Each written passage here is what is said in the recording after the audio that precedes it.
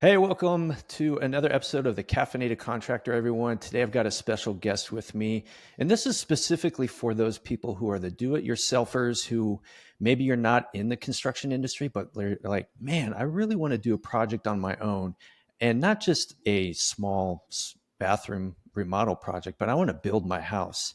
So today I got a good friend of mine who actually went through that process himself. I think he may have a construction background. We'll get into that a little bit, but that's not what he does from day to day. And he actually built a Barndominium with his wife in Oregon. And so we brought him on today so we can kind of give you guys some guidance, some tips, some things not to do, some things to do to help you out with your research and your home build when it comes to a Barndominium. And I got Brady Winder in today. Brady, thank you so much for joining me. This is going to be fun. Absolutely. Thanks for having me on the podcast, Chris. I'm honored, man. It's always good to chat with you. Yeah, same here, man. Whenever I get a text from you or a Facebook message, I'm like, oh, cool, Brady. So what's going on, man? So yeah, Nice. it's cool. Just so people know, Brady and I just met through the Carrot community.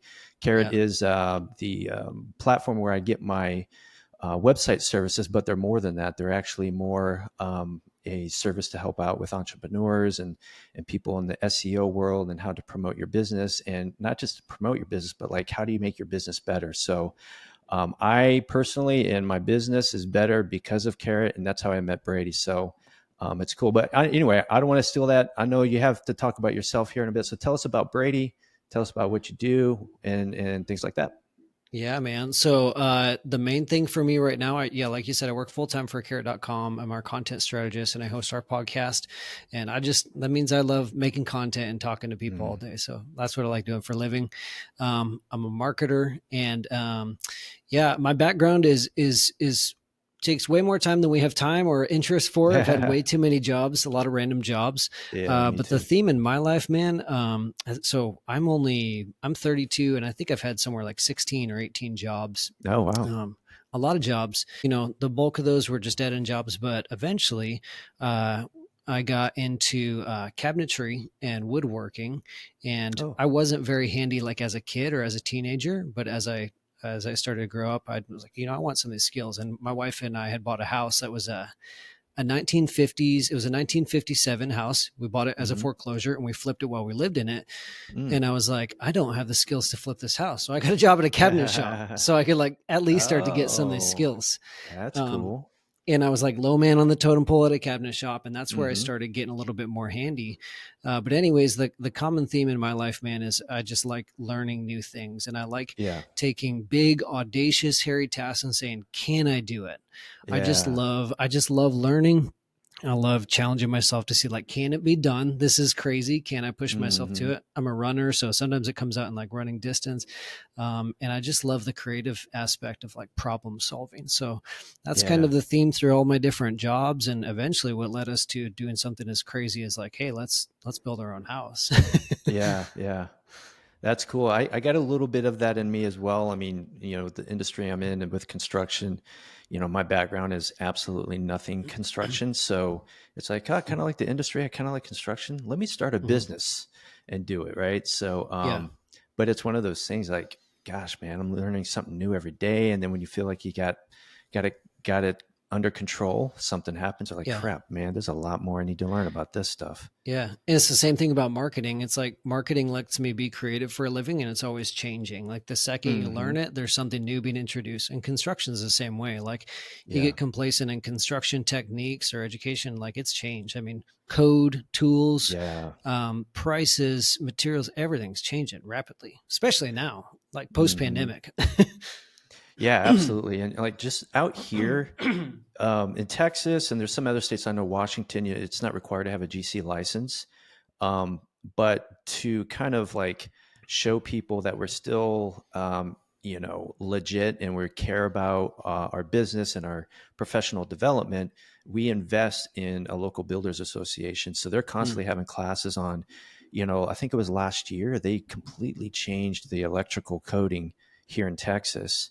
So that was like a learning curve, and people are still operating based on the old stuff, right? So, kind of a lesson learned for people if you're working with a contract. Make sure they're in tune with the local codes and the current codes, and they're invested in some kind of a local association for professional development. I think that's extremely important.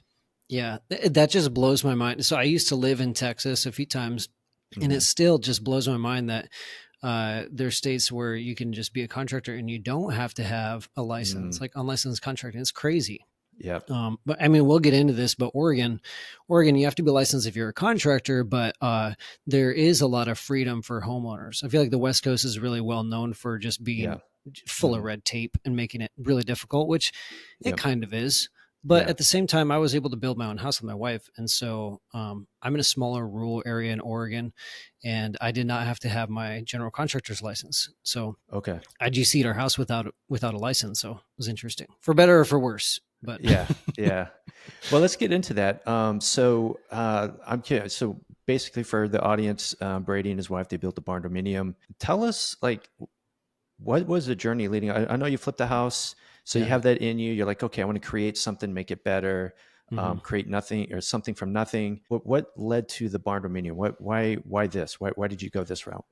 Yeah. So I think for me, at first it was cost savings. So we Okay. got into our house as a flip, and we had put a lot of sweat. We had put 4 years of sweat equity into it. Hmm. I saw the Zestimate online, and the housing market was rising. This would have been, I think we sold the house in like 2019, 2020. And so the Okay. housing market was like starting to rise up. And I was Yeah. like, shoot, we got equity. We can do something with this if we sell the house. And buying another house wasn't an option for me. I was like, we could either do another flip or we could build new. And I was like, what if we could get rid of our mortgage? There was a little bit of naivety Mm, there, but also the market was rising fast and I didn't know materials were about to explode. And so yeah. I was just looking for a smaller mortgage. That that quickly evolved into like it just I went down the rabbit hole of like, well, if we're gonna flip, why don't we just build? And if we're gonna build, why don't we add this and this? And if we're gonna do that, why don't we just build our dream home? And so we Yeah. didn't go massively extravagant, but we also didn't go bare minimum. I don't know. Some people Sure. might look at my Sure. house and be like, you went overkill, like you did too much. But um, we decided if we're going to spend the money on it and we want to be there for the next 30 years, Right. then we're going to make it how we want instead of just purely cost savings. Because, Yeah. we can live with a mortgage. I'm okay with that. Yeah. Yeah. So, okay, you mentioned dream home cost savings, but also putting things in there that you really want. Like, why Yeah. did you go the Barndominium route rather than just a traditional home?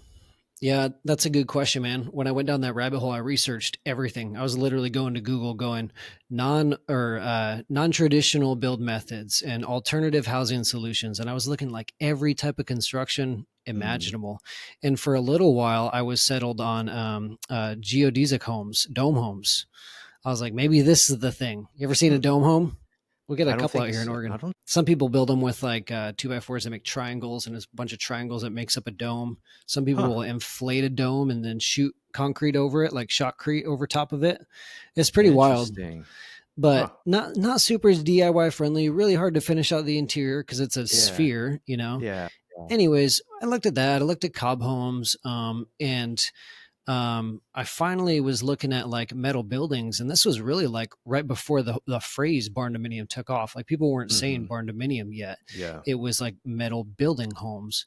Hmm. And what drew me to that was the cost savings because you can get metal buildings for cheap. And I can get into the specifics of that if you want, because there's metal buildings that are carports and there's metal buildings that are homes. Yeah. Sure. Sure. It's Sure. a broad term, but anyways, um, the DIY, I don't to my knowledge, there's not another more DIY friendly option Mm, okay. if you don't have a background in construction or architecture, if you're doing your own plans, and then flexibility. Okay. Because my type of building, my type of house, it's on a concrete slab and it's metal and wood hybrid, but it's open span, it's clear span. And so Okay. it's basically like, here's a box, do whatever you want with it because there's no interior load bearing walls, Oh. essentially, Okay. for the most Okay. part. So as someone who's not a designer, I'm jumping the gun, but Yeah. Sure. my wife and I did a lot of the design. And so it was like, we can do whatever we want with this without Yeah. having to be architects, you know? That's cool. I like that. So a lot of flexibility, very DIY friendly. So I somewhat can relate to that. When I was in Afghanistan, right, we took over this old building, and it wasn't a huge building. It was just, I don't know, big enough to house some people, right? Yeah. And so it was just a cinder block building, and there was no load bearing anything in there. Mm. And it was like the people before us had built out rooms with plywood and 2x4s. And we Yeah. didn't like the layout. We thought it was like, yeah, it's kind of nasty in here. We had the wood, we had the people to put it together for us. So we were actually designed our own barracks. And so we Nice. were living in one building, and then we had this other one under construction. It was so exciting to kind of like, it's kind of like when you build a house. My wife and I had two built for us, and it's fun to go see the progress. You're like, oh man, I can't Uh-huh. wait till I move into here, right? So I'm here in Afghanistan, and I'm going over to this building, just kind of like dreaming, like, okay, well, this is going to be my room. I'm going to put my bags up here. It's like Yeah. it kind of distracted from the crap going on in Afghanistan to be excited about something that was Mm. going on in Afghanistan. Yeah. That's kind of fun. I enjoyed that. Yeah, it's a healthy distraction. For me, I wouldn't Hmm. call it a distraction, but for me, it was at least like a healthy creative outlet. You get to see Yeah, that thing yeah, come into life. But yeah, yeah. it's funny. Like a lot of people, like I'm in Facebook groups for Barndominiums, and I still kind of follow like trends and what people are doing just because I'm curious. And a lot of people, like in your neck of the woods, get into it in Hmm. Texas, Yep. where steel's more common, land is a little bit cheaper, you have more space. But a lot of people get into it because they want a giant shop. It's the husband who's Yeah. like, I want to fit all my tractors and my 7 trucks and like I want a huge shop and a little bit of house. Yep. And that's what most barndominiums are. Ours isn't. I have an undersized garage because our last house had a big shop and I just filled it with crap. And I was like, I don't need that much shop Yeah. for me. And Right. so I built a recording studio on the second floor. Oh, that's That was my cool. splurge. Yeah. Yeah. That's Instead of cool, having a big man. old shop space. But yeah. So, during your research, did you come across shipping container construction, and did you look at that at all? What are your thoughts? Yeah, I did. I did, and I'm still very what's the word? I'm very hesitant on shipping container structure right now. Mm, Like it's super trendy, but yeah. nobody's talking about the issues with it, and nobody's talking about Hmm. like how do you meet code with it, Sure. and is it really Yeah. that cost effective? I Yeah. think so. I did, and I think if I were a metal fabricator, which I'm not, I have no metal fab skills. I'm a woodworker background, then Hmm. I might try it. But when you look at the cost of the shipping containers and how small they are, how Hmm. narrow you are, it really Yeah. restricts your design. So the Yep. whole appeal of like a barndo is like I can have all this space and I can do whatever I want with it. But a shipping Yeah. container is the exact opposite. You're limited to width. Exactly. And it was just too complicated. It didn't seem that economical. And I didn't even begin to get into like what kind of issues you might have with like, once you get into building science, like condensation and thin walls and how do you Mm, insulate it properly? And what about yeah. windows and sealing them well? Because Right. when you start going down the rabbit hole of like, uh, construction building science for barndominiums, there's a lot of skepticism and they get a lot of hate from some contractors depending on what Mm, part of the country you're in because yeah. of those issues like, oh, are they going to have condensation or mold issues or whatever because it's not a Right. traditional house. But I feel like that would be even more so with a shipping container. And Yeah. I don't know, it just wasn't as appealing. I honestly, I think it's trendy. I think it's going to go away soon. And because also Yeah. we're post pandemic, shipping containers are not what they used to be. Mm, you know yeah. they're expensive because more Oh, people need really? them. Yeah. Yeah, I haven't looked into it. I thought of it only because always going back to Afghanistan, we created a bathroom out of a shipping container, and Yeah. I always thought it'd be kind of cool to build a living space out of it. But you're right. I mean, you're just Yeah. limited on space, and if you cut into the side, does it ruin the integrity of the shipping container if there's weight put on top of it, right? Yeah. So, but yeah, I thought it was cool. It is trendy. It's kind of neat when someone takes a shipping container and turns it into something neat.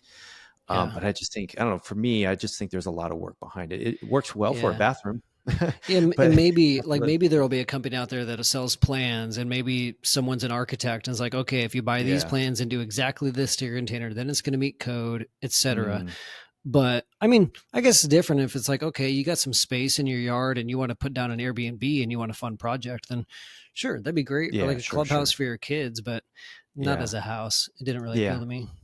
Yeah. I think the Airbnb idea is pretty cool for it. You put it in your backyard or whatever. It's a Mhm. studio with a bathroom, maybe. But yeah, not a living space. I think, maybe someone would like that. I don't know. And what are you gonna Me, do for a not so foundation? much. Like, nobody talks about that. You don't see that in any Instagram story or TikTok. Nobody's like, here's the foundation for the shipping container. Yeah. They just put on ground. I'm like, what's it look like 2 years later? Is it sinking or tilted? I don't Yeah, I exactly. don't know, Right. man. It's a lot to consider for that, for sure. Yeah. All right, go. So going back to Barndominium's, let's say someone is interested in doing this, or like Yeah. you want to look into it. What are the first steps in building a Barndominium? What should they be considering when they're doing research and things like that? Yeah, man. A good question. One of the things I feel like my wife and I did, excuse me. One of the things I feel like my wife and I did that prevented a lot of fights and gave us a lot of clarity, probably saved us a lot of money and a lot of decision fatigue, was before we even looked at Pinterest, looked at designs or whatever. I think probably before we even settled on a Barndominium, we just made down a list of what was important to us. Oh, okay. So we had already lived in our first house for a few years. We flipped it. And so we had a good feel for that. I think it'd be more difficult for like a first time homeowner. Sure. But we wrote down specifics, like what do we love about this house and what do we not love? And we decided we're okay with small rooms. We're okay with small closets. We actually prefer that because we don't want to accumulate a bunch of crap. Okay. And we spend most of the time in the living room. So like we'd rather have larger gathering spaces than rooms. Anyways, we listed on everything that was important, from like design to aesthetic to cost. What do we want to spend money on? What do we not? And we kept that list, and that list drove all our decisions. So anytime we got like into cabinet pull handles and we're like, whoa, what about this design, this color? You know, all those like stupid arguments. You've been through this twice. Like, even if you're not building it, having a house built can just do a number on your relationship if you don't go about it right. But I'd say that's the first and the most important step, man, is just deciding what's important and what is not important. What do you not care about? What do I not care about that my wife cares about, and vice versa, man? Yeah. That's the main thing. I think another one is finding a good GC, like a really good GC. I built it myself, and we can get into this in a little bit more. I'll save that for later, but someone that really understands the type of home that you want to build. So niche down and get specific with someone who knows what you want to build. And then for Barndominium specifically, find a good metal building supplier. And I'll just say right now, just to save people time, I researched like all the metal building suppliers, and I went with Worldwide Steel Buildings. I think it's worldwidesteelbuildings.com or something like that. But they have been around since the 80s, and they're pretty much the only one that build to suit for residential. A lot of these other companies are metal building companies saying, yeah, you could build a Barndo out of ours, but the features and the design, they're just not well suited to being like residential structures, like a Barndominium. And so mine's a metal building. It's not post frame. I know some places like in the Midwest and the South, post frame is really popular. Mine's not. It's on slab on grade. But anyways, find a good metal building company like Worldwide that's honest about the process and the product, and that's huge. Because you get a metal building that's from a bad company or like not suited for residential, everything else is going to spiral from there. Yeah, because there's going to be a lot of money trying to turn it in from a horse stable into a house. Yeah, square peg, round hole. So you don't want that. Yeah, exactly. Yeah. Okay, so we got come down with a list of what's important. If you're married or you got a partner, you're on the same page. Find a good GC, good metal building for Barndos.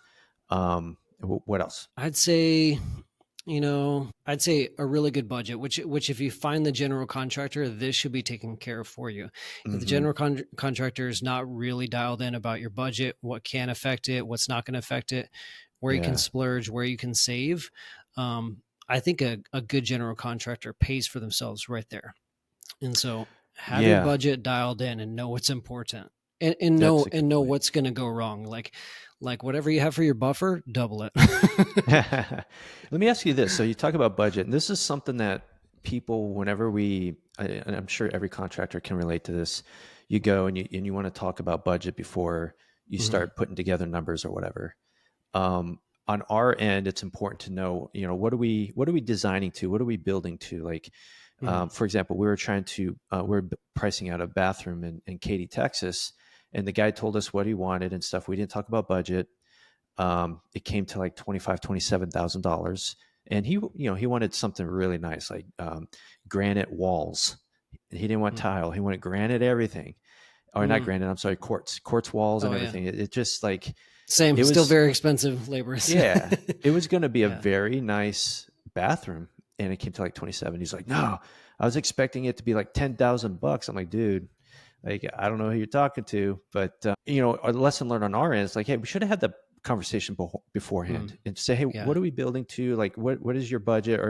And then if they're afraid to give us a budget, we can say, well, what's the scope of work? Okay, typically that type of job can range around $20,000 to $30,000. Is that something you're looking to invest into your home? So you talk about budget. What's your perspective as someone who, I mean, you're more knowledgeable than your average person when it comes to construction, but what is your perspective as someone who's not in the industry on a full-time basis about talking the budget beforehand? I think it's critical, man. I mean, my situation is interesting because we did our budget before the pandemic, and we built during the pandemic and finished after the pandemic. It was the best and worst time to build. It was the best time for interest rates and the worst time because prices were just bonkers. So I did my budget when 2x4s were like $3 for a stud, for like an 8-foot stud. And at the peak, not for all my lumber, but at the peak, I remember putting in an order to lumberyard and paying over $9 for 2x4s. Wow. It tripled. So some of the things tripled. That. Some of my electrical conduit quadrupled. It's crazy. And even though we're not in a pandemic, prices still fluctuate, and there's a big difference in like material A versus material B. Like if you want a slightly different aesthetic, sometimes that might mean double the price. And so, honestly, I think that like second to what do you want and like what are your goals, budget has to be the second most important thing because it has to go hand in hand. Like it drives what you can do aesthetically, functionally. It has to. You can't. You just can't ignore it. Or I guess you can if you want to end up with more debt than you planned for. So if you got money to throw, then that's fine. And in our case, we did end up with more debt than we had planned for, and we got done. And I was like, that's a big bummer. We went into it for some cost savings, and we ended with like 75 grand more debt than we had anticipated, but we built our dream home. That's okay. And and for context, I knew, other people who were going through building their house during the pandemic, and that was nothing. They were like 200 grand over budget or even more just because the pandemic was so wild. Yeah. But budget's just, you can't understate it, man. Yeah. Did you guys, when you were coming up with your list, right, of what you wanted in your house, and then you have your budget, did you also go through like, okay, what's our priorities here? Because let's say this doesn't fall into the budget. What are the things we're going to take off? Yeah, we did, man. And for us, it's interesting. It's unique because we put so much sweat equity in that we didn't really have to make a ton of compromises. Okay. I do a lot of the work myself. I'm pretty frugal, and we didn't really have to dial the plan back as much. I guess we were just okay with taking on like a little bit more debt. Like a prime example would be, we didn't plan granite countertops. Like in a custom home, I feel like granite or quartz might be staple. We did concrete. And so I have concrete buddies, and I know a concrete guy locally who's like world class. And so I got tips from him, and we'd poured our own white concrete counters and troweled them out and polished them, and they came out pretty good. And so the cost savings there is crazy. So we had enough of those types of situations where we didn't really have to dial it back much. We just took on a little bit more debt. Dang, that's cool. I like that. Yeah. That's sweet. Okay. So let's back up just a little bit. Let's talk about someone wants to do a similar project and they're looking for land. What are the considerations when they're looking for land? Yeah. So the land took up a lot of my research time, and I'll kind of simplify it in a nutshell. If you can find a piece of land with utilities already on it, go for it. Or if you can find a lot with a house on it, the same difference, bulldoze the house. I think I talk to people all the time like, oh, piece of land is this cheap, or I can get a piece of land for this much, or I inherited land. If you're looking at a big piece of land, I'd be calling the power company first to get estimates on how much it's going to cost to get power to where you want to build. Yeah. I mean, like the price per pole, if you're going quite a distance out, it's going to get really expensive real fast. In a Hmm. lot of cases, more than the cost of the land itself, if you have to run sewer, water, electric, well. Right. So for us, it kind of contrary to most people that want to build a Barndo, I wanted to be kind of in the city. And Oh, so okay. we ended up in a really sweet spot where we're like in the suburbs of a 30,000 person town. And we're at the edge of the suburbs. So we're city jurisdiction, but we're technically county, or I Okay. guess we're county jurisdiction, but like city utilities, I mean. Oh, okay. And so we're like at the edge of a development, and it's not going to be developed for the foreseeable future. And then behind us is just like horse land and country. So Oh, it was like wow. the perfect spot because it feels peaceful, but it takes me Yeah. 10 minutes to get downtown to the office. Oh, that's cool. So we found a really good spot. It's a half acre on a hill, and there was enough of a flat spot to build a house. And it was a little bit of an odd property, but because of that, it was getting passed up. And Hmm. we got half an acre for like 45 grand. Oh, And wow. so with utilities already on it, all the utilities were at the Dang. corner. So Was there um, anything there before, or was it just vacant? just vacant. No, Oh, wow. Okay. it was an older gentleman who lives down the street from me, who's in his 80s now, and this was like phase 9 of the development of this neighborhood I'm in called Green, and Hmm. it was just like the last few lots of the development. He got started to get a little tired. I think he just didn't want to develop anymore. I had it like half developed, so it still needed some excavation work. Yeah. But we snagged that up. It was listed for 50K. We offered 45 and got it. But yeah, first thing Nice. I'd be calling the power company, and I'd be calling an excavator that you can trust. Hmm. I have a rule of 3. Anytime I'm getting any bids from anyone, I'll call 3, even if there's like an excavator I love. And well, Hmm. I guess not if I really love them. Now I have an excavator and I don't call any other excavator. Hmm. But if it's like you don't have a plumber or a GC and you want to vet some, always call at least 3 and get 3 bids for a project. But Yeah. anyways, have an excavator out there to tell you like ballpark, what's this going to cost? What's it going to look like? Is it ready to Hmm. build, or do you need a retaining wall, a structural retaining wall? I mean, those Hmm. things can make or break your budget. So Yeah, really. yeah, just And they're talking to not. people, like you can only get so far just scrolling at Zillow looking at land. Yeah, exactly. All right, so I like what you're talking about as far as getting the bids and stuff from 3 different people. What is your criteria? What's your vetting process when you talk to contractors for stuff? Number one, have they done it? Because we're in a time where there's a trades gap, and you get a Hmm. lot of, especially younger contractors my age, who say they can do things and market that they can do things, but they actually haven't done that. Hmm. And maybe I'll save that horror story for a little bit about what worked and what didn't. But we had Okay. a horror story with our roof. We did everything on our own except for the foundation, the concrete, Uh-huh. uh, and the roof and the drywall. Other than that, Okay. my wife and I did every aspect of the house, like Wow. just a ton of sweat equity. And Yeah. so I bring that up because ours was a metal roof, and they say, oh yeah, we do metal roofs. My uncle does metal roofs. We have metal roof experience. We can do this. No metal roof experience. They're just talking Mm, other butts. And so I think, have they done it? And then do they have reviews? Like, can you right. find them online? If they Hmm. don't have a website, and I'm not just saying this because I work for a website company, I'm saying like, Yeah, exactly. if they're not online and they don't have reviews, Hmm. I generally wouldn't go with them. There's Hmm. one exception I've made, and that was for, I guess we hired a trim carpenter at the end to help with like baseboards and trim and stuff. But he was an old school dude who just moved to the area, but he at least had a business card and Sure. photos on his phone of, hey, here's the work I've done. But Yeah. yeah, so I'd say those couple things, and then are they specific? Yeah. Like I'm a little bit leery of like of some contractors who say we do anything and everything. Like Yeah, I don't like that. Don't like like that. painting and construction. It's like, well, are you a painter? To me, that's Exactly. like, okay, you paint, but you're not good enough at paint to get all paint gigs, so you got to Hmm. build decks to supplement. Like, no, I want the painter that's so good he's only doing painting all day every day.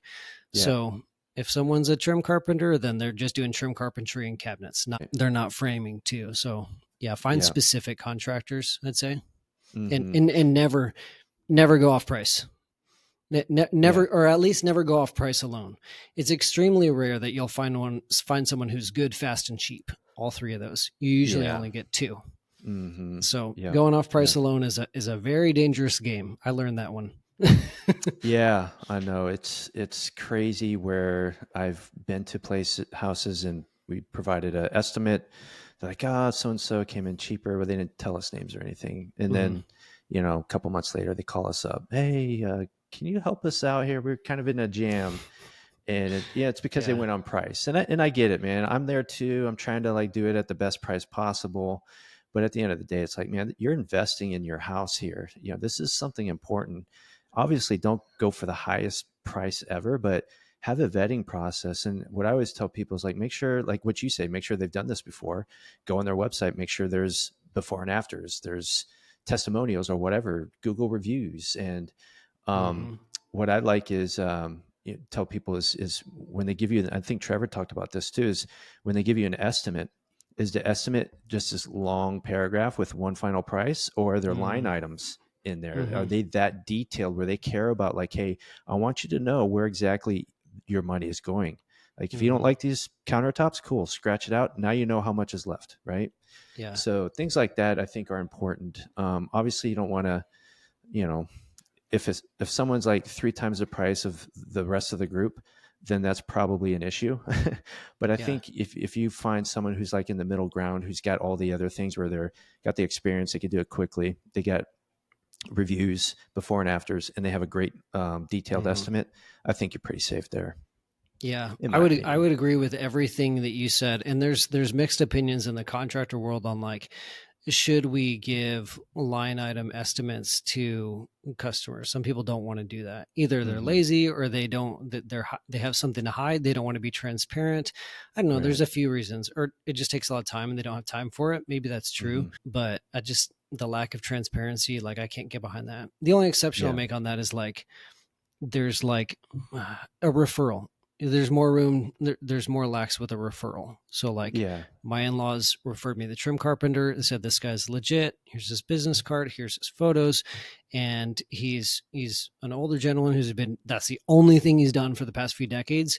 And he's Exactly. killer at it. I'm like, Hmm. okay, like I get a good feel. I can look him in the eyes, shake his hand. I can trust his word, you know, Yeah.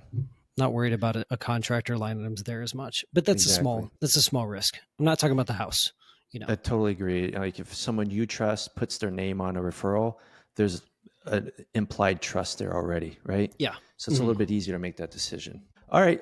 So we talked a little bit about design. We talked about the type of frame you have and things. So when you get design, I know you said it's a box. You can do whatever you want. Like, how do you go Hmm. across coming up with how do you design it? What do the plans look like? I mean, you did it yourself. Did you draw it out? Did you have someone draw it out for you? Like, how does that work for a Barndominium? You're gonna laugh, and Mm. this is not building advice. So nobody listen to this and take this as concrete advice. No pun intended. I looked at plans online. I looked at Mhm. plans in Facebook groups and said, I don't like any of these. My wife and I Okay. have very specific tastes. We have our list. We know what we want. We like smaller rooms, smaller closets. Nobody builds like that in 2024. So we just sketched it out ourselves. And then we resketched it and we Mhm. resketched it. And I said, will this work? We went to floorplanner.com. It's a free, it sounds like the most illegitimate way to design a house. We went to floorplanner.com and Yeah. designed it from scratch. And then what I did was I took that floor plan once we were pretty confident in it, and I put it into a few Facebook groups for barndominiums and just construction groups. And I said, hey, Mhm. tear this apart. What sucks about this floor plan? And of course, everyone's like, oh, your closets are too small. You don't have enough storage. I'm like, no, that's what we want. What else? Yeah.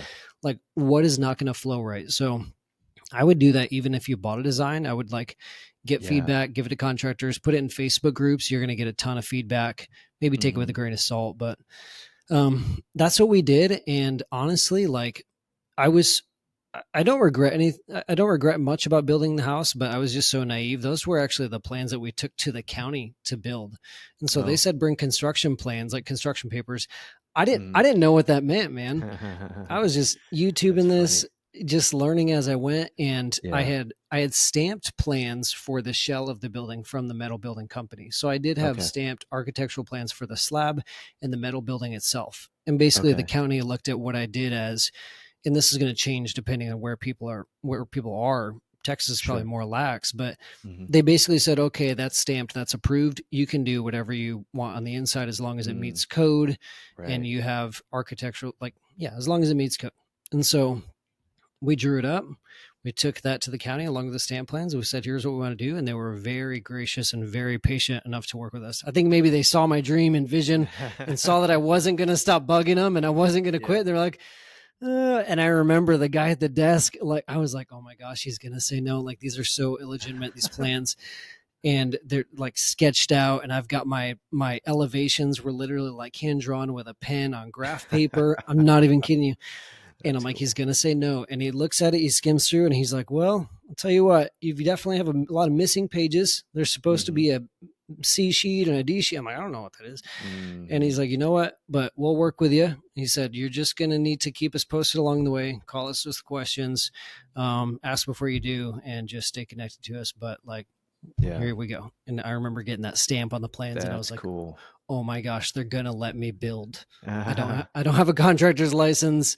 Yeah, Financing is another story. And I'm like, oh my gosh, they're going to let us build this house. So yeah. that's the way we did it. I still recommend at least sketching out your own plans and then take those Mhm. to an architect. I'd say the only other thing I did was actually across from the office downtown here in Roseburg, there's an architect. And every Okay. once in a while, I think probably like 4 times over the build, a couple times Mhm. before we built, maybe 2 or 3 times during, I just walked over there and said, hey man, hey Tom, can I just bother you for a second? Like I have a really quick question. Can I get your Mhm. insight on this? And he was like, oh yeah, this is a good break. This is an interesting project. I don't mind helping you out.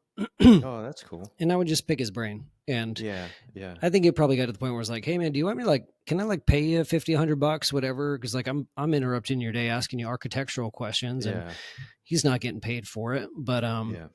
yeah. So I was constantly doing that with the architect and then other tradespeople because I was doing the work myself. That's how I got my electrical work done.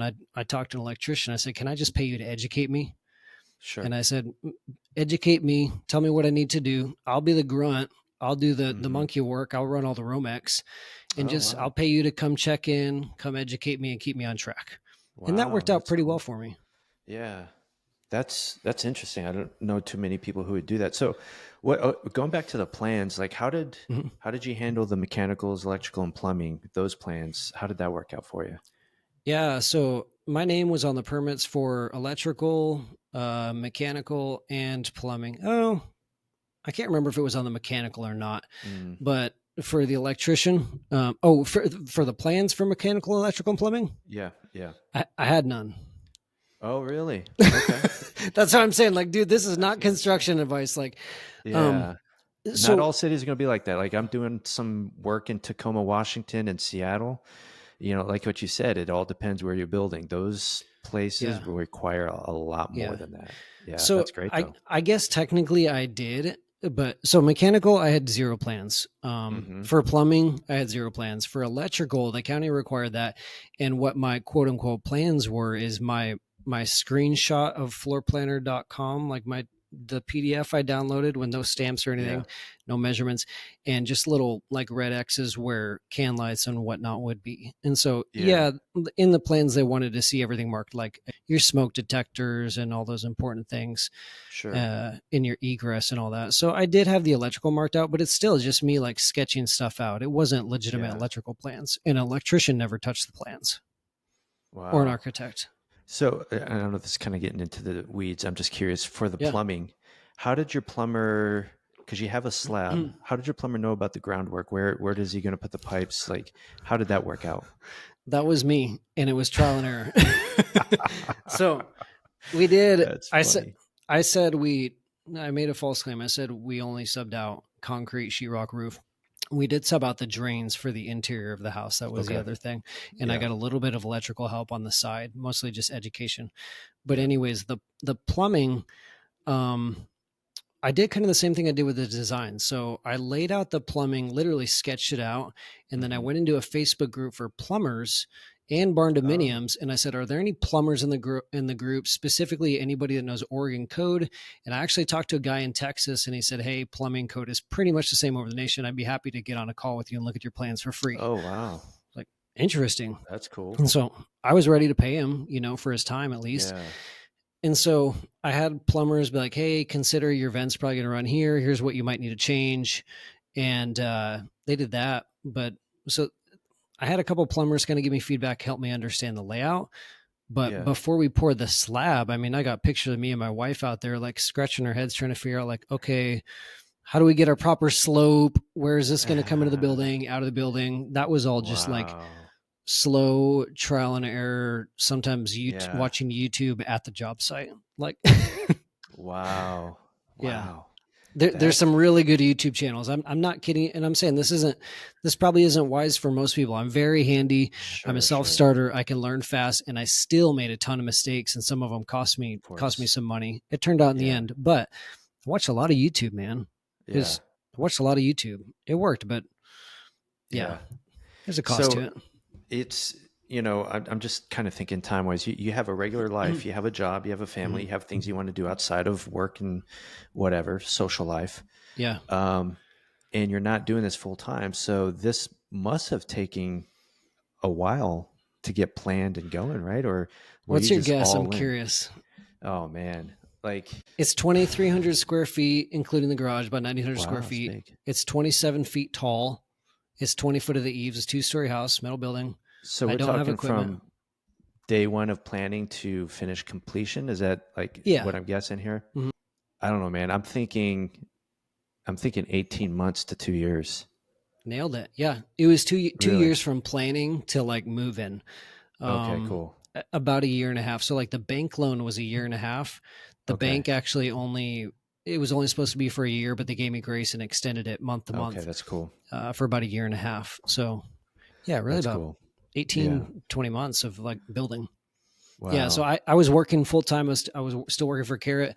I Hmm. have a gracious bosses and flexible job, so I was working 4 days a week at a time, and Yep. then just hustling nights and weekends. I'd like Okay. get off work at Carrot, drive straight to the job site, and just start cranking. And I was up. I was like 7 o'clock hit, boom, turn on the air compressor, and that framing gun was going off. And I'm Wow. like in the house at like waiting for 10 o'clock to hit when sound ordinance hits. I'm like, okay, that's the Hmm. last nail. Can't do any more tonight. Wow. And we it was incredibly taxing. It was the most mentally difficult thing I've ever been to. Hmm. We burned the candle at both ends for 18 months because Oh yeah, that's a I lot, mean, man. I was building more than I was working at my job. I mean, I was working Yeah. over 100 hours a week for like a couple of years. Yeah. And we have two sons now. My one son was like 7 at the time, 7 or 8, Okay. Yeah. and it was, dude, it was a lot. So I think Yeah. those are some of the things people don't think about when they think about building. It's like, are you ready to have this take a toll on your life? Hmm. So I Yeah. don't regret it, but at the same time, I don't know if I won't take that much of a sacrifice out of my family time again. Of I do it course. Yeah. differently. Yeah. So I hear you. What do yeah. you love about your design? I love the high ceilings. I Hmm. love big open ceilings. My living room, it goes 27 feet up to the peak. Wow. And so the house is 2-story, but the second story only takes up like 3/4 of the plan. And so big vaulted living room ceilings.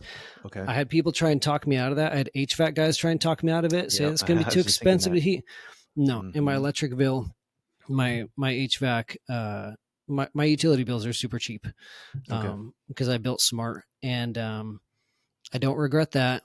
I used rock wool in some spots. Like I mentioned, I have a studio upstairs, so rock wool is Hmm. the mineral wool insulation. Okay.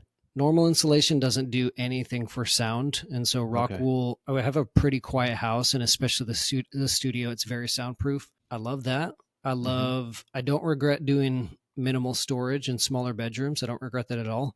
Okay. Um, I'd say the biggest thing I love about it is I have no attic and I have pretty much no attic and no crawl space. Okay. And that scares some people, especially builders. They're like, what Yeah. happens when a pipe, or what happens if? I'm like, dude, I'll deal with that problem 20, 40 years later if it happens, if and Yeah. when. I'm to Right. build it right, bury it, and do it once. Yep. Maybe it'll bite me, but who knows? We came from a 1957 house where I was constantly in the attic and crawl space dealing with old dingy stuff. And I was like, I don't want to Mm. do that. I don't do that. Yeah.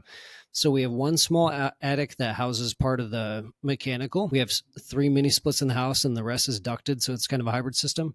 I Okay. like that, but I love not having to go in an attic and crawl space. And then I love, we have exposed beams. If anyone gets into the weeds on this and goes to Worldwide Steel Buildings, we have the open web truss design. So there's these big metal beams with trusses that are exposed, and we're painting them matte black. We haven't finished. Cool. That was one thing we left for afterwards, but Yeah. painting them a satin black, and they're exposed. So it's a very industrial look. And I love that. It's just really pulls your eyes in. It's super unique. So I love that. And then some of the small things, like we have a hot water spigot outside. It's like $100 and it changed my life. Yeah. So we're actually about to build a house, and same thing. She's very minimal. She doesn't want a attic or crawl space, and she wants hot water outside. That's interesting. Really? Yeah. I'm like, well, what are you going to use that for? So My plumber told me that. My plumber told me, and I was like, same thing. I was like, what the heck do you want that for? I was like, it's another $100. Like, what? Washing the car. It's like, it's so much better, twice as fast. Washing the dog, washing the patio, like it just, everything works better with hot water. It's like we're doing dishes. You wouldn't do your dishes in cold water. Yeah, but that's a good point. And in the winter, if something's cold, like I don't know, it's just awesome, man. Yeah, interesting. Yeah, it's weird because you're talking about the attic space. I was thinking about our client, and then you talk about the hot water thing. I'm like, wow, this is amazing. You guys must be related. So I didn't mention this when you said like what led me to a Barndominium. I forgot one of the main motivators too is low maintenance. And that makes sense. So steel siding, no attic, no crawl space. A lot of our design decisions were influenced by how many touch points does this require? How many times am I going to have to maintain this throughout the year? We didn't totally get to where we wanted to, but I do think it's lower maintenance than the average house. Sure. There's no maintenance free house. Yeah, that's true. That is for sure. What would you do differently? What I do differently. So the cool thing is not a lot, man, honestly. One thing I did not do was, this is going to sound crazy, but we didn't sheathe the roof with plywood because of the design of the metal building. It's all 24-inch on center. And then the top is 2x10 purlins with the sheet metal with the corrugated roofing over top of it. I did 1.5 inches of rigid foam along the entire exterior of the house, so the whole thing is enveloped in that. Okay, I love that, and I did that on the roof. So my sheathing for the roof is basically studs or your purlins, and then 1.5 inches of XPS foam, and then the metal. But the crappy thing about that is it's not safe to, like, if you're a heavy guy, you can't walk on it. And like I mentioned, we have a roof horror story. So long story short, the roof actually, we have not had a leak, but we need to take the roof off because it was a bad install. Oh, no. Excuse me. We need to take it off because it was a bad install and we need to put a new roof on. I'll do standing seam. But one of the reasons we didn't do that is because it wasn't required by the metal building company or code, but also this was during the pandemic when the price of OSB had quadrupled. It literally quadrupled. So if I were to do it again, I would sheathe it, but I couldn't afford to at the time. And then I would not do, this is really important for people building barndominiums. I would steer away from having exposed fastener roofs. I would not do screw down roof like we did. We're tearing ours off anyways because they botched the install and I'm up there, with silicone and stuff. But I would do a standing seam flat metal roof. So I would do that. I know it's pretty technical, but we also did a black roof. It's super reflective, but our electricity bill is really low, so I love that. It looks really good. Yeah. But you can get away with that. And I would do even more rock wool. I would say like more rock wool insulation if you can afford it, because it's just way more efficient. You don't have gaps in between studs. You have a tighter, more efficient house. It's just, the energy is way better and it's quieter. It's so much more peaceful. Yeah. That would make a huge difference for sure. I followed a lot of, you ever watch Risinger Construction, Matt Risinger? He's like, no, I don't think so. So he's got a YouTube channel called The Build Show. And while I was researching for the Barndominium, I'll mention later, there are a few YouTube channels I followed, but one of them was Matt Risinger of The Build Show. And he's a big nerd. And his whole thing is like high performance houses. So like new construction techniques, highly energy efficient homes, just challenging the norm. And so I follow him. He's like probably leading construction innovation. And so learned a lot from him before we built. Like I wouldn't have decided to do 1.5 inches of rigid foam along the entire house had I not, learn some stuff from him. He Yeah. doesn't do that, but the fundamentals and thinking about those Sure. things. Yeah. So the build show. Yeah, Okay. the Build Show. It's a good channel. Yeah. That's fantastic. Well, hopefully one day Yeah. someone will be watching the Caffeinated Contractor and like, hey, I watched the Caffeinated Contractor and build a Barndominium. Yeah, That's the yeah. goal. Absolutely, man. Yeah. So for the Barndominiums, I think we talked about this a little bit, but they seem to be a little bit on the cheaper side, or I want to say cheaper, but like less expensive than a typical home Yeah. build. Yeah. I'd say, in short, man, I think they can be a better value, a lower cost per square foot. I don't think they Okay. end up being cheaper because people usually go big with them. Yeah. And it could get more expensive if you don't have a GC who understands barndominiums or Sure. who understands like my Barndo, the studs on the exterior walls are all going horizontally. So any Mm. contractor that came over, like the plumber to run drains, is like, oh man, they're scratching their head. Like, how do I run drains through horizontal studs? It's not made to Yeah. do this. And so, Yeah. yeah, I think they are a better value for sure when done right. And so this might be too early for you to answer this because it's only been a couple of years, but Mhm. looking in the long run, because of the maintenance, lower Mhm. maintenance of a house, I would imagine in the long run it might be a less expensive option for a Yeah, house based on I think build so. and maintenance. Because of the siding it shows, I'm gonna have to maintain or replace those screws eventually. Sure. The washers on the screws dry up after, I don't know, here like 12, 15 years. But Mm. over the long run, I think so. I think it'll prove to be less maintenance than a traditional house. I'm not like Yeah. recaulking and there's not siding that's deteriorating and Yeah. things like Right. that. You don't have to worry about wood rot. Exactly. Yeah. Yeah. What Yeah. about like financing? You talk about financing. Is it a different process if you're financing a barndominium versus a house? So here's the thing. I don't think it should be. For our case, it wasn't. Okay. Um, I'll explain this in two parts real quick. One, getting financing for our house was extremely difficult, not because it was a barndominium, but because I was the builder. So Mm, almost nobody wants to loan to an owner builder, and especially one without a general contractor's license. right. So I looked far and wide for people to loan me the money, and everybody said no. And I even had like a 30-year banker in town say like, nobody's going to loan you the money. I talked to private lenders, like hard money lenders, because I'm in the real estate investing space. Sure. And they're all like, maybe for 11% on these very specific terms. And I was Jeez. like, 11%, 13%. Wow. And Yeah. so almost everybody said no. But then Mhm. again, I was in a Facebook group, a Barndominium Facebook group, and a guy in Eugene, Oregon, an hour down the road said, hey, Oh, wow. talk to Banner Bank. It's a local community bank. They're based out of Mhm. Spokane, Washington. They do the Northwest.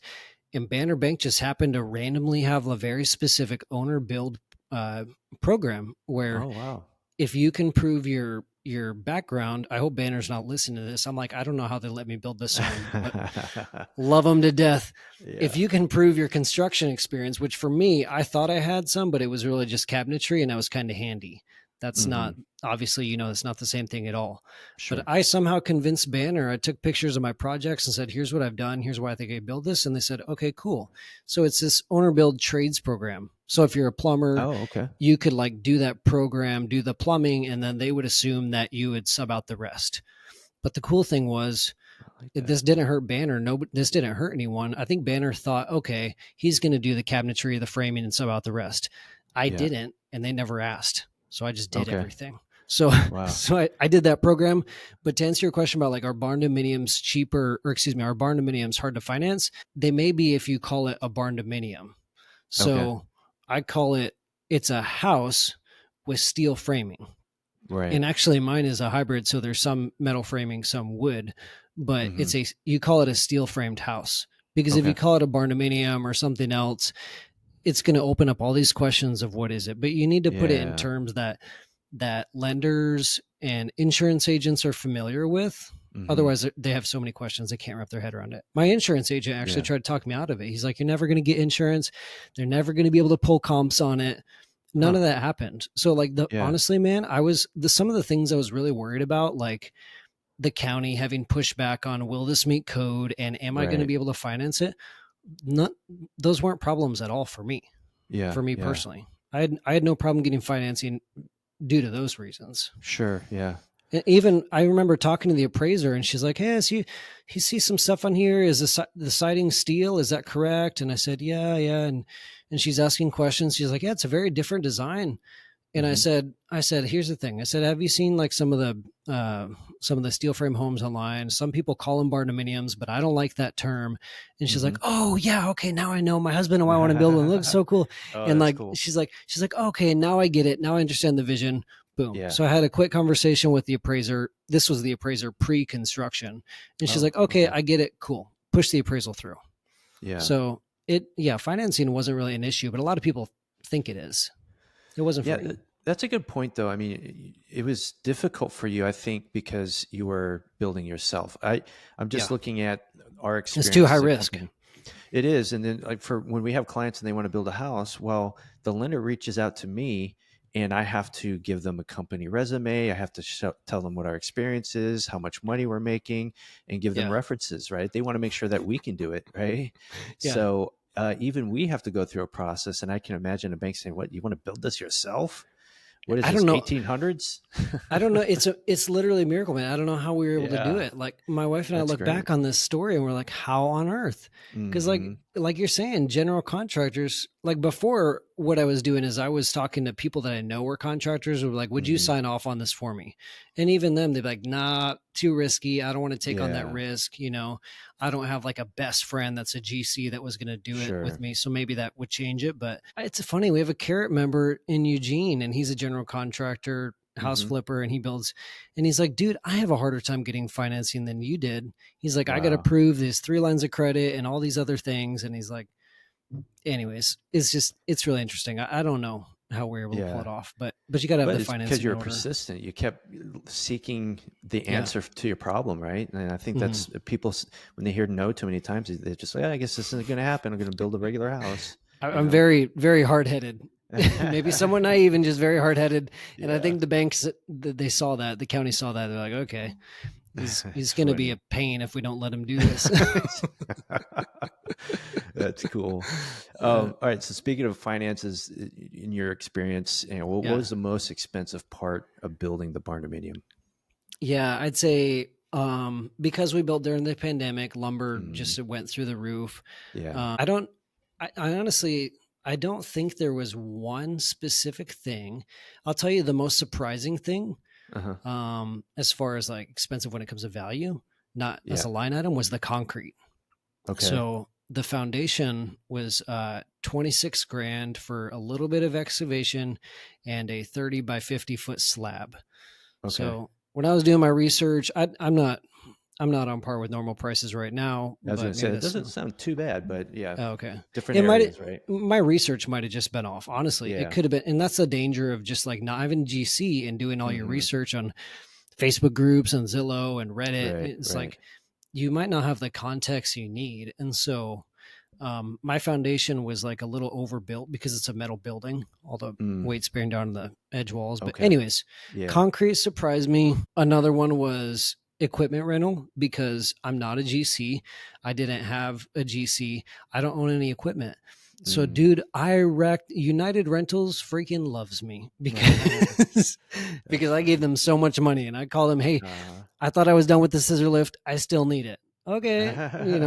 It's another 3-5 grand for us. And so, I spent probably like over $6,000 on just scissor lift rentals. And then I actually ended up buying my own like single 1-man electric lift on Craigslist for like $2,000 just because I was like, that makes more sense. I need one long-term. I need one right now. I still have it, but equipment rental really surprised me as an owner builder, lumber at the peak.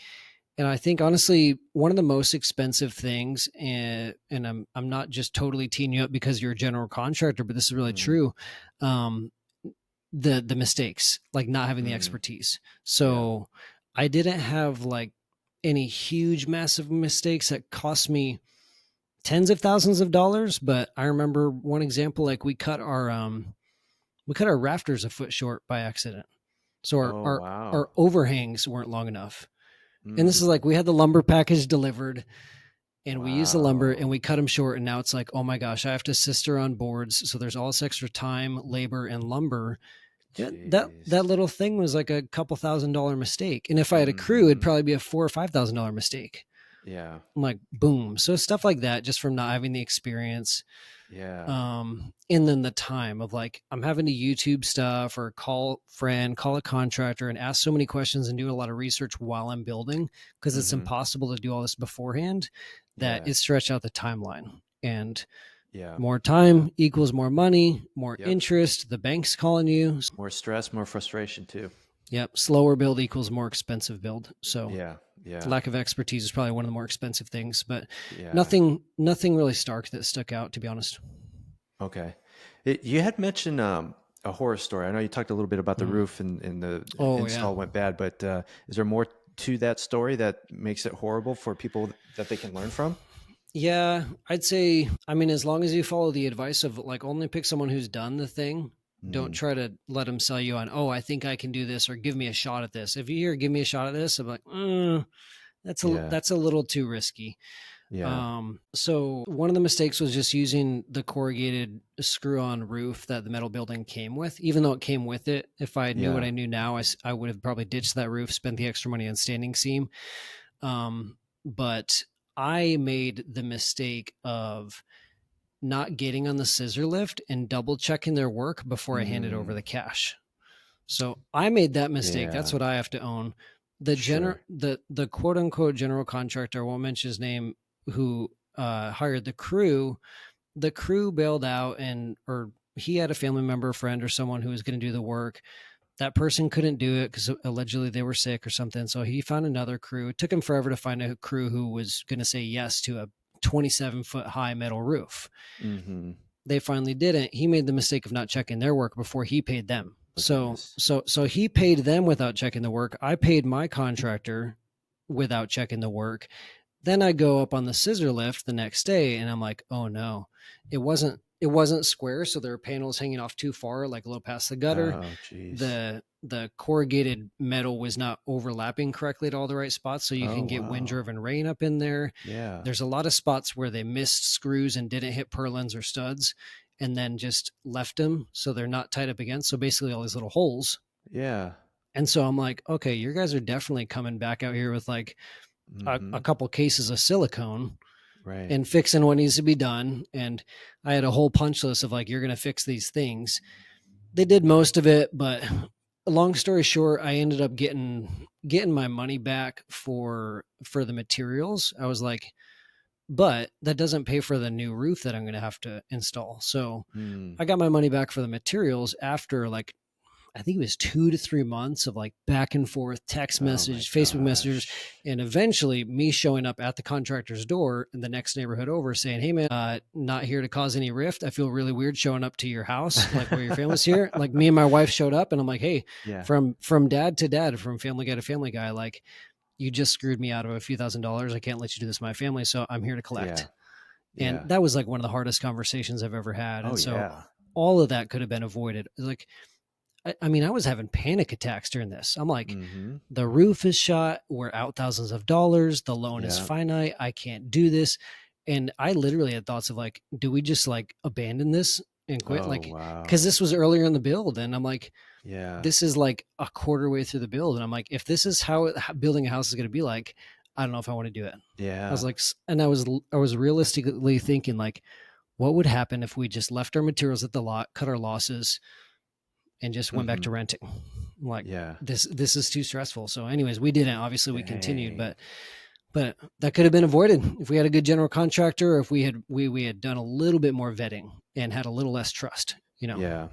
That's the thing I tell people, like, what's the purpose of a general contractor, right?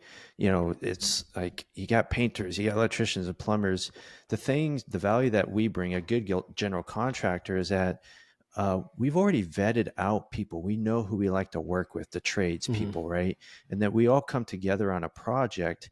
And if there's a mess up with someone in those trades, the way I operate is that's my problem, not your problem. Like I'm going Yeah. to fix it, right? I'm not going to charge you for this screw up here that this team did. Right. I've got contracts between them two, right? The trades stating that if they screw something up, they got to pay for it, right? Like that's a battle between Mhm. him and me. And the homeowner, they might catch wind of it, but financially, they're not going to feel the pain. That's my Exactly. problem.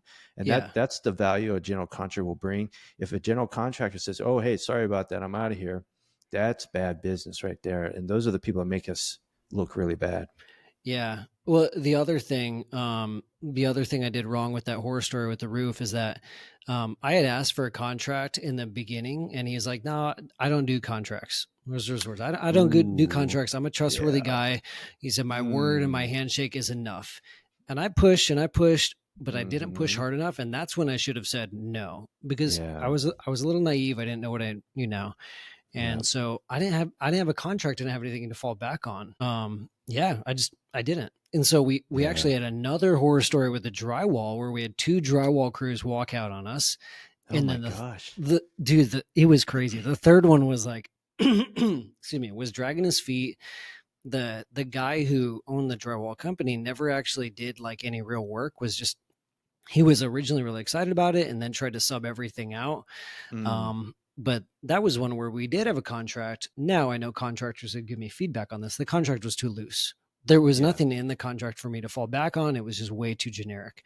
And Mm-hmm. so that that one we actually, so the first contractor, the roofing contractor, ended up excuse me, sorry man. Yeah, no problem. The roofing contractor actually ended up giving me back the money for the materials that they had damaged. And so Yeah. he did make it right, and he did do the best he could. He ate, I think, 3 or 4 grand, which sucks for him. It's his And so he problem did though. it. Like he Yeah. chose, he made those decisions, right? Yeah. So he made those Yeah. decisions. And so he owned it. I Mm-hmm. guess we still have to put a new roof. So we're still out more than him. The Wow. drywall contractor, we actually had to take to the construction board and say, hey, Oh my gosh. like he tried to run off with some of our money, didn't finish the Wow. job fully, didn't want to. I made the Yeah. mistake of fronting him some money. There was a sob story about like, oh, I could use a little bit more money to front this. Oh, they do it all the time. It got me. I'm an Yeah. emotional guy. I got a mercy heart. I'm an Yeah. emotional guy. And I was like, oh, I feel Oh for my him. I was like, I'll gosh. give you the Yeah. money. And decided that he was entitled to some more of it and just kept it. And I was like, Mm, no. So we took him to the contractors board, made a complaint, ended up getting most of that money yeah. back. But that was crazy, man. Yeah. So really quick lesson there. I don't want to get into the drama of that story, but Sure. um, that's why you need a contractor who's done the type of work you're going to do Mm-hmm. and who's Mm-hmm. specific. This was a Yeah. 27-foot tall house. My whole house is 5/8 sheetrock just because I wanted it. Yep. I wanted it. Yep. And it was extremely labor intensive, and working around all the exposed metal beams, it was very intricate. And Mm-hmm. so if you don't have a really good drywall crew, Yeah. don't go after price alone, because that's what Yeah. I did. Exactly. I And had there's two. I had actually, two. Yeah, go go ahead. ahead. No, you go Oh, I ahead. was gonna say I had two drywall companies who, Mm-hmm. one came out and he was like, "Yeah, I'll get back to you. I'll give you a number." Never got back to me. The other drywall company saw pictures of it, and he's like 45 minutes away, and he's like, Mm-hmm. "Yeah, I'm not coming out for anything less than like whatever the like 29 grand." He's like, "I'm not even gonna Oh, yeah. touch it for anything less than this." I was like, "You're crazy." I Yeah. said that at the time. Now I'm like, "Oh no, that makes Yeah. sense. It Yeah. checks out." Yeah. Yeah. And there are like, I know this is a residential home, but I would almost like for the drywall world be kind Mhm. of like almost like a commercial space, right? Because it's metal, Yeah. Yeah. and there are drywall companies that specifically focus on, commercial spaces where there's metal involved and things like Hmm. that. And I don't know, they may be a good resource for a project like this. Um, Yeah. And I yeah. think that, so like I was one of the first people, not the first, but among the first group of people to do a Barndominium from Worldwide Steel Buildings. Mm-hmm. Since then, I think they've changed a little bit of their advice or how they recommend people Oh, finish out okay. the interior. So they've adapted really well. But I think you're right. Probably should have gone with a commercial drywall crew. Yeah, but you didn't know at the time. Yeah. So yeah, that's the thing. Like, I mean, at the beginning, I made a lot of mistakes, and that's why I've got a good contract now. Good Yeah. contract with the homeowners, good contract with my subs. Like, I tell my team, like, nothing starts until everyone signs. And then when everyone signs, that's when we start exchanging money. That's Yeah. the only time, right? So, Yeah. and that we do that not because, oh, that's what you're supposed to do in business. No, we did that because we screwed up too many times at the beginning. So, yeah, we all Yeah. learn. We all learn. I'll tell you, you asked about the most expensive part. I don't want to forget, so I'll just tell people who are curious Mm-hmm. about the cost. I don't mind sharing. We were about 300K in materials cost. We were Mm-hmm. 45 grand for the lot itself. and then it appraised, I think, at like 430 or 450, somewhere in there. So we're basically Okay. about 80, 100 grand in sweat equity. And it's Okay. gone up since then. That the Zillow Oh, estimate, this estimate's like, nice. I think somewhere around $500,000. But Wow. anyways, it's a 1,900 square foot home. So I did the math beforehand just so I didn't have to do it on the fly. I think we're about Mhm. $150 a square foot. Okay. And Okay. so And that's pretty with you reasonable doing a cost lot of work yourself, though. with almost all of it. Yeah. Yeah. That cost would have come down significantly if we had gone shorter. Like I said, it's 27 feet tall. It was Yeah. very labor intensive, like scissor Okay. lift, forklift rental. It was a very Right. tall, Right. complicated build. So Yeah. if you built a little smaller, a little shorter, I would have saved some money. And there are Yeah. other ways I could have saved money too. Like it's technically a 5-bedroom, 3-bath. Oh, wow, that's big. So like a lot of plumbing, a lot of electric. But yeah, about $150 a square foot. Pretty, I think that's pretty good value. Yeah. Yeah. For something that's custom, that's really good. Yeah, for a That's really custom good. build. I mean, Yeah. I would not have been able to get anywhere close to that, like if I had been subbing it all out. Oh, yeah. Absolutely Yeah. not. Yeah, that would have killed your margins there. Yeah. All right. So education piece.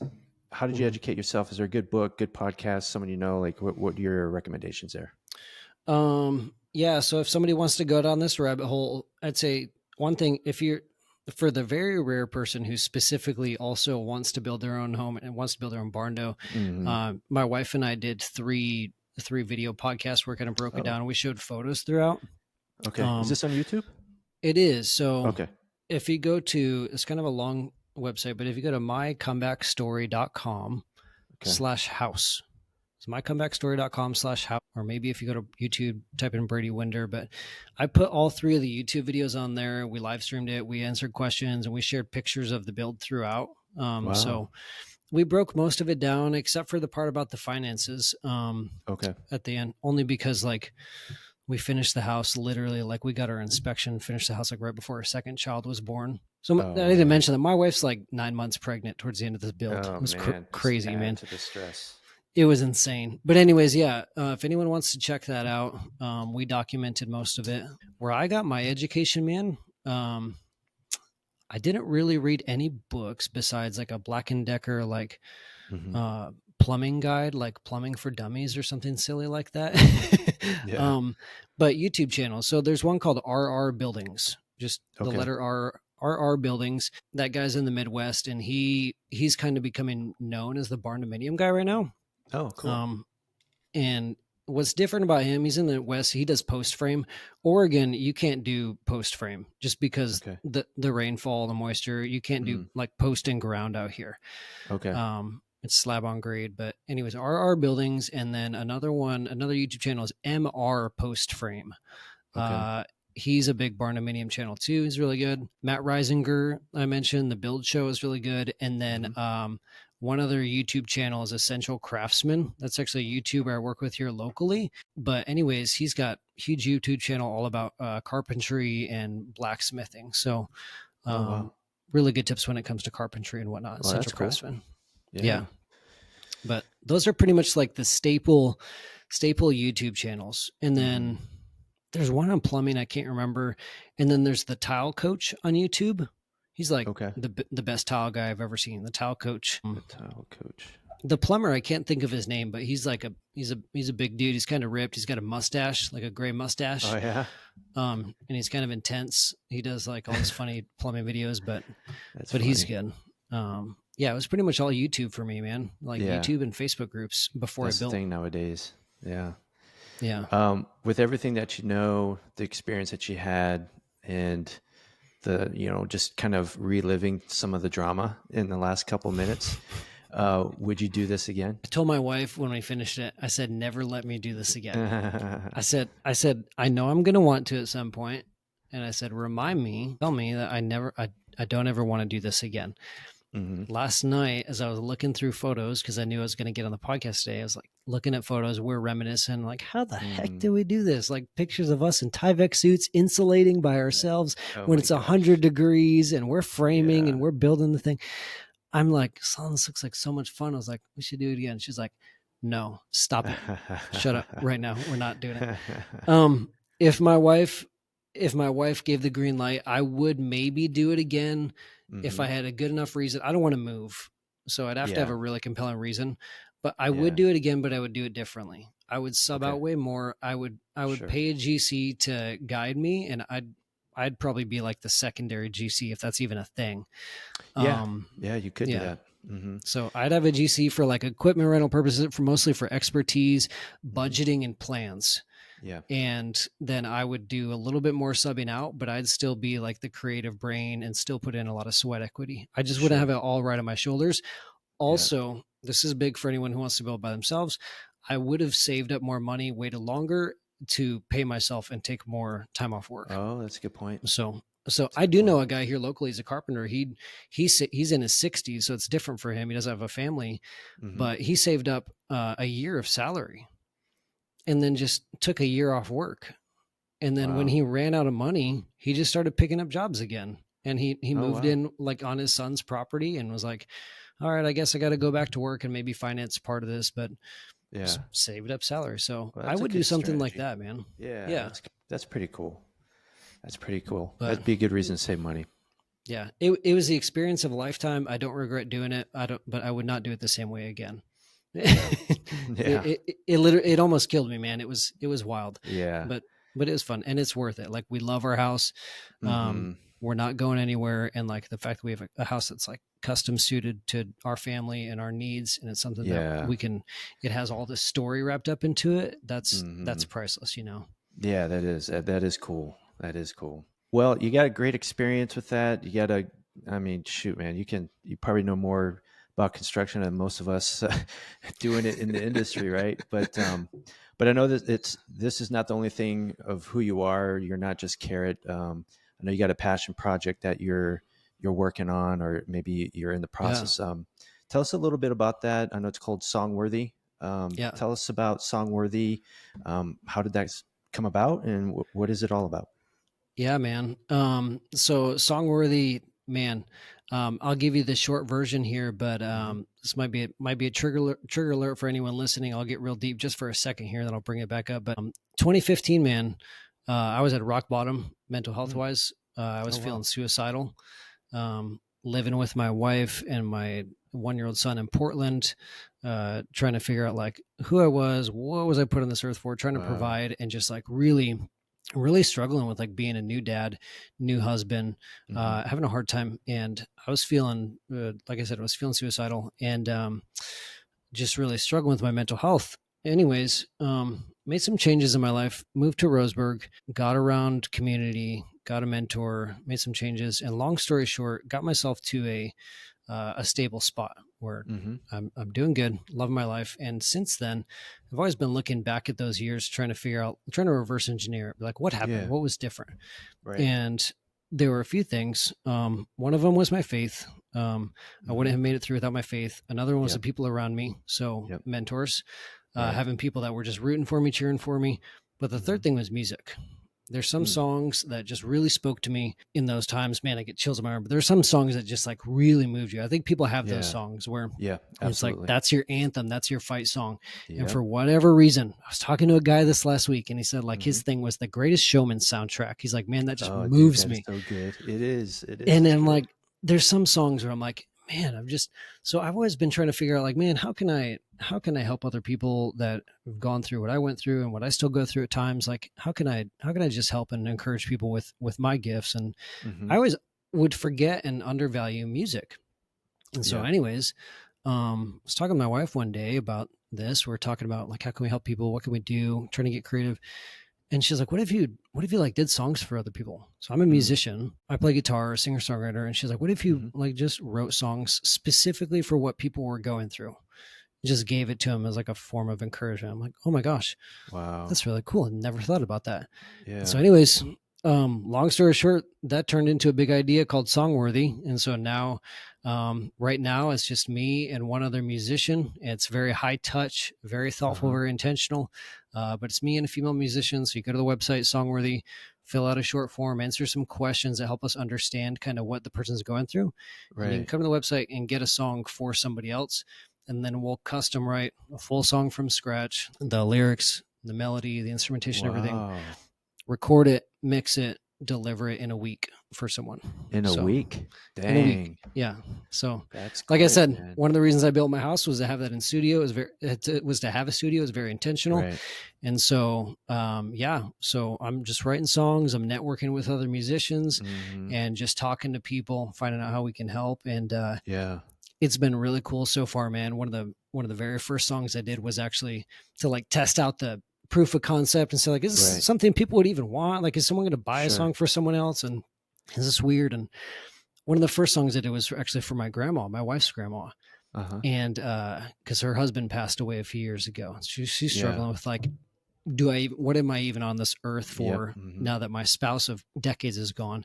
Right. And I actually played it for her in person at Christmas, gave her the recording as well. Wow. She just wept, man. Oh, It's man. crazy. But the cool thing is a few months later, I checked in. So it's like last month, I checked in with my father-in-law. I said, hey, I'm just curious. I was like, she ever listen to that song at all? Like, is it ever coming up or was it like a one-time thing? Yeah. And he said, she listens to it every week. I was like, oh my gosh. It's like, That's powerful, man. it lights her up. It gives her Mhm. purpose. It speaks to her. She listens to it every single week to remind her of like what she's doing here. And it brings her joy and hope. I was like, that's insane. I had no idea. I thought, okay, maybe this is just a Yeah. kind gesture. And so Sure. for me, that was like the proof of concept. Like this is real. Yep. And Yeah. so there's other stories too, man. But that was a thing. It's like, okay, this actually can be transformational. This actually can It help is, yeah. shift someone's mindset and move them and encourage them. So yeah, man, that's what That's I'm doing. fantastic, And man. I'm super pumped about it. I think that, I tell people, it wasn't until I was like 40 something years old where I realized that being vulnerable and telling your story was therapeutic for yourself, but it was also good for other people. And what I Yeah. realized is that, God gives us all a story for a reason. And it's not Mhm. because we're supposed to sit down and be quiet. He wants Yeah. us to get up and tell people our story because it's going to help others, because other people are going through the same stuff we are. Mhm. And it's not just sharing your story, but like for you, it's like, what do I do with this? Right. And then I think the cool Yeah. thing is, it's like your wife pulled it out of you. Mhm. Your partner She in did. life pulled it out of you. Right. Yeah. And I think that's the best things in life, is when you have a partner and they pull it out of you. You're like, Mhm. oh my gosh, yes. That's like, man, that's just like powerful stuff right there. I love it, man. I think that's really cool. How can somebody like you, songworthy.org is your website. Yeah. Like what other resources, is there research that they need to do on this, or like what, or is it just filling out the form? It's super easy, man. Yeah, Yep. songworthy.org. There's a quick form on there. Just submit the info, and then you pay for it. I'm only charging $229 for a song right now, which I feel like Okay. is a crazy good value Yeah, for. that's good. It's like That's good. high touch, real musicians, real studio. We're not using any AI. This is high touch. But anyways, yeah, go to the website songworthy.org, fill out the form, and then we'll get to work on the song. Or just shoot. I'll give my cell phone number if that's okay. Or Yeah, sure. yeah, 733-1100. I might be crazy for doing that. Maybe I'll start getting spam calls and texts. But if anyone has any questions, I know some people don't use Facebook. I'm on Facebook, but just shoot me a text. Okay. Some questions. I'm happy to answer. Yeah. That's cool, man. That's very kind of you. And that's very, I don't know, man. It's great that you're doing that. I love it. Yeah. I love Thanks, hearing man. stuff like that. I'm on Facebook too, Brady Winder. I got off Instagram and just trying to, social media is just a mess. It's a bit It's much. an attention suck. So I'm trying to Yeah.